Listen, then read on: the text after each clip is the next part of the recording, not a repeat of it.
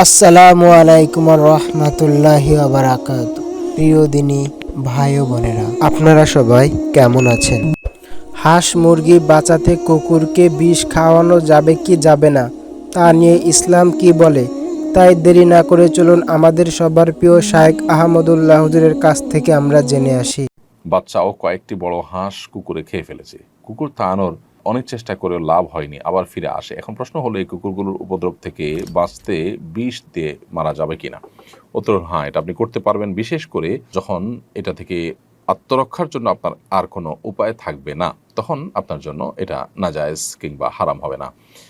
যে কোনো পশু, যে কোনো প্রাণী যদি মানুষের উপদ্রবের কারণ হয়, মানুষের বিরক্তির কারণ হয়, কষ্টের কারণ হয়, সেটা থেকে আত্মরক্ষার জন্য বা মুক্তি লাভের জন্য সেটাকে নির্ধারণ করা মুসলমানদের জন্য জায়েজ আছে। তবে সেক্ষেত্রে লক্ষ্য রাখতে হবে যে অমানবিক কোনো উপায় যেন অবলম্বন করা না হয়, নির্মম কোনো উপায় যেন তাকে হত্যা করা না হয়, সেদিকটা আমাদের খেয়াল রাখতে হবে। আর যদি হত্যা করা ছাড়া অন্য কোনো বিকল্প থাকে তাহলে সেটা অবলম্বন করতে হবে।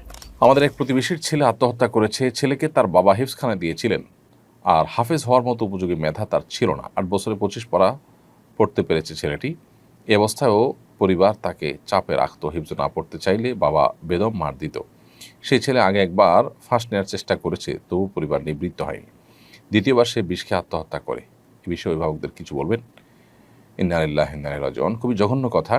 এ ধরনের ঘটনা যদি সত্যি ঘটে থাকে কোথাও, তাহলে এই অভিভাবকদের আল্লাহর কাছে তওবায়ে নাসুহা করা দরকার। তাদের তাদের নিজেদের এই কাজের জন্য প্রায়শ্চিত্ত করা দরকার, জীবনের সবচেয়ে বড় এবং সবচেয়ে শক্তিশালী প্রায়শ্চিত্ত।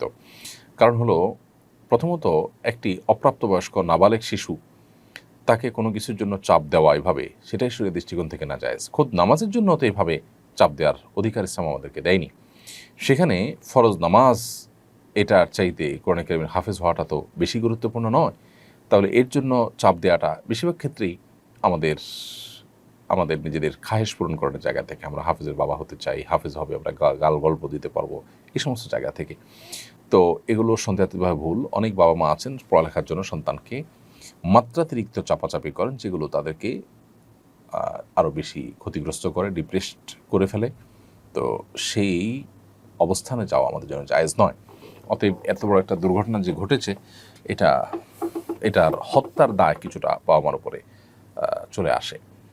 কারণ তারা একবার যেহেতু বাচ্চা এরকম পথে যাচ্ছিল, এরপরে তারা যখন নিবৃত্ত হয়নি, তাহলে তার জন্য তাদেরকে অবশ্যই আল্লাহ তাআলার কাছে তওবায়ে নাসুহা করতে হবে, এবং যথাযথ তওবা না করলে এটির ক্ষমা লাভ করার পথ খুবই কঠিন।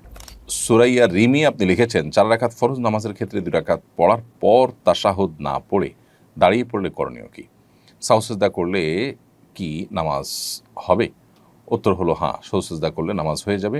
ফরজ 4 রাকাত নামাজের মধ্যে দ্বিতীয় রাকাতে বসাটা আপনার জন্য ওয়াজিব ছিল, সে ওয়াজিব তরক হয়েছে দাঁড়িয়ে যাওয়াতে, তাতে আপনার নামাজ নষ্ট হয়ে যাবে না। শেষে সিজদা সাহু দিলে নামাজ বিশুদ্ধ হয়ে যাবে ইনশাআল্লাহ তাআলা।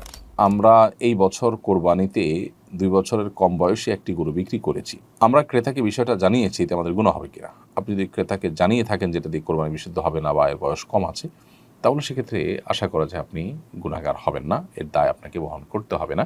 তবে যদি মনে হয় যে কেউ এটা দিয়ে কোরবানি করবে এবং তিনি মাসআলা জানেন না, তাহলে জানিয়ে দেওয়াটা আপনার কর্তব্য। জাস্ট এটুকু যদি আপনি করে থাকেন, তাহলে ইনশাআল্লাহ আশা করা যায় আপনার গুনাহ হবে না। যিনি কোরবানি দিয়েছেন, যদি কেউ দিয়ে থাকেন, তাহলে দায়িত্বটা তার উপরে বর্তাবে। আর যদি কোরবানি না দিয়ে থাকেন, তাহলে তার কোনো কথাই নেই। আমার ছোট মামা মারা গিয়েছেন। আমার মামি ওনার ভাসুর আর জায়ের সাথে আগামী বছর হজে যেতে চান, উনি কি যেতে পারবেন? উত্তর হলো না, ভাসুর মাহরাম নন। অতএব কোনো মাহরাম পুরুষের সাথে তার হজে যেতে হবে।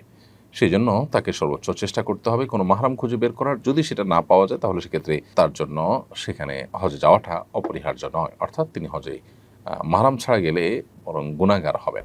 এরপরে মেহরিমা সুলতান নূর আপনি লিখেছেন, আমি প্রেম করে বিয়ে করেছি, কিন্তু শ্বশুরবাড়ির কেউ আমাকে মন থেকে মেনে নেয়নি। 6 বছর ধরে ভালো ব্যবহার করেও তাদের মন পাইনি। স্বামী বিদেশে থাকে, সবসময় পরিবারের কথা শুনে আমাকে সন্দেহ করে, গালি দেয় এবং সংসার ভাঙার হুমকি দেয়। আমি তাকে খুব ভালোবাসি, তবু সে সম্পর্ক ছিন্ন করার কথা বলে। ইসলামের দৃষ্টিতে আমাদের করণীয় কি? স্বামী স্ত্রী উভয়ে ভালো বিদগ্ধ বিচক্ষণ কোনো আলিমের শরণাপন্ন হতে পারেন, কাউন্সেলিং নিতে পারেন।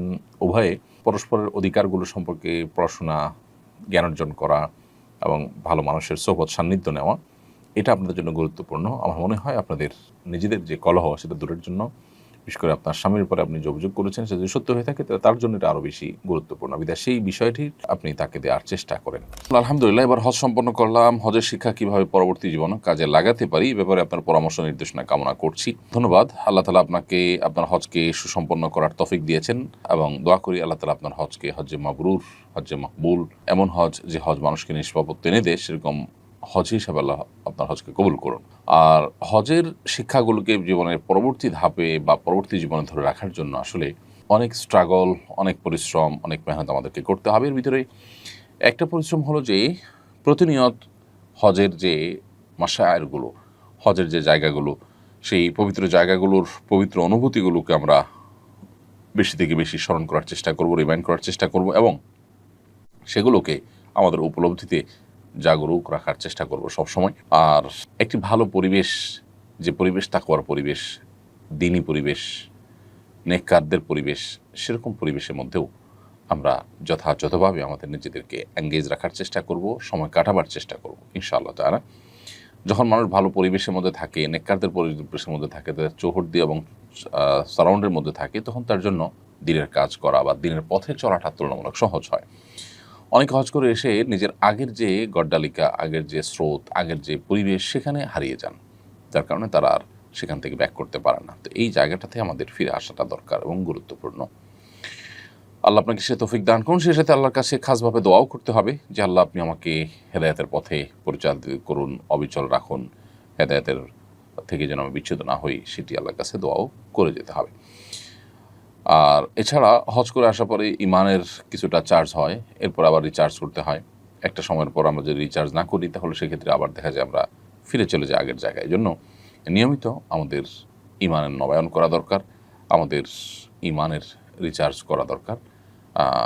মাঝে মধ্যেই সেটা হজ উমরা করার মাধ্যমে হোক, কোনো দিনই পরিবেশে যাওয়ার মাধ্যমে হোক, কোনো দিনই পরিবেশের মধ্যে নির্দিষ্ট সময় নিজেকে রাখার মাধ্যমে হোক, বা যে কোনোভাবে আমরা এই রিচার্জের কাজটা নিয়মিত করে যেতে হবে।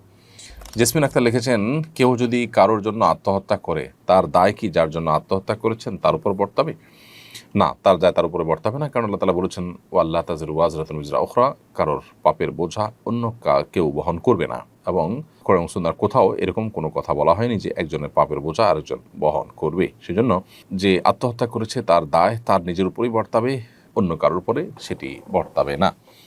তবে কেউ যদি তাকে প্ররোচিত করে থাকে, কারোর কারণে যদি তিনি এই ভুল পথে এসে থাকেন, তাহলে যতটুকু দায় আছে, যতটুকু তার ভূমিকা আছে এক্ষেত্রে, সেটার জন্য তিনি অবশ্যই আল্লাহ তাআলার কাছে জবাবদিহিতার মুখোমুখি হবেন। তবে এর মানে এই নয় যে আত্মহত্যাকারী মাপ পেয়ে যাবেন। তিনি তার গুনাহের জন্য, তার এই পাপের জন্য, অপরাধের জন্য, আত্মহত্যার এই কবিরা গুনাহের জন্য স্বতন্ত্রভাবে আল্লাহ তাআলার কাছে শাস্তির মুখোমুখি হবেন। এটা হলো সবচেয়ে দুর্ভাগ্যজনক বাস্তবতা যে কোনো ব্যক্তি দুনিয়ার কোনো কষ্ট থেকে মুক্তি লাভের জন্য আত্মহত্যার পথ বাছাই করে নিলেন। দুনিয়ার কষ্ট থেকে তিনি আপাত দৃষ্টিতে মুক্তি পেলেও আখিরাতের অনন্ত অসীমকালের কষ্টের পথে তিনি পা বাড়ালেন। তাহলে কষ্ট তার আসলে আরও বাড়লো, কমলো না। এটা হলো সবচেয়ে দুর্ভাগ্যজনক বাস্তবতা। জামাতে শেষ 2 রাকাত পেলে ইমামের সালামের পর আমি কি শুরুতে ছুটে যাওয়া প্রথম 2 রাকাত পড়ব নাকি শেষের 2 রাকাত মনে করে পড়ব? উত্তর হলো, কারো যদি প্রথম 2 রাকাত ছুটে যায়, 4 রাকাত নামাজের শেষের 2 রাকাত পান, তাহলে তিনি যখন ইমাম সালাম ফেরানোর পরে ছুটে যাওয়া রাকাতগুলো আদায় করবেন, তখন তিনি প্রথম 2 রাকাত জ্ঞান করে পড়বেন, অর্থাৎ সূরা ফাতিহার সাথে সূরা মেলাবেন। এটি করে যদি তিনি সালাত আদায় করেন, তার সালাত হয়ে যাবে। এমডি এনামুল হক আপনি লিখেছেন, ছোটবেলায় শুনতাম হজ করার পর নাকি স্বামী স্ত্রী এক বিছানায় থাকতে পারে না। বিষয়টা সম্পর্কে জানতে চাই। সম্পূর্ণ ভুল এবং নেহায়েতি ভিত্তিহীন কথা।